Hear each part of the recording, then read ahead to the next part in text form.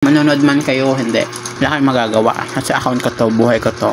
So guys, since may schedule na ako para sa work, which is next week by Wednesday, matagal ko na kasi pinaplano mag-vlog ako. And then, yung vlog na yun is dapat English lang yung salita ko, whether wrong grammar, as well as yung mga diction, then the way ng pagkaka-pronounce ko, the way ko i-deliver yung language na sasabihin ko. Tapos like yung pauses ko, ganun. Tapos kahit magkamali ng grammar, tuloy-tuloy lang yung pag-i-English ko, like basta hindi ako tusuko as long as kaya ko na may lalabas ako na English words. Then kahit hindi ko na kaya, kailangan ko pilitin.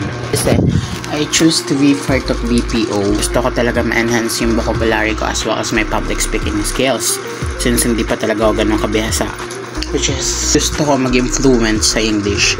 And then since next week na nga yung start ko, I'm planning na naplano ko na talaga for 6 months. Kung may work days ako within a week na 5 days, magiging siya 5 times 4, since 4 weeks in a month, 20 times 6, that's 120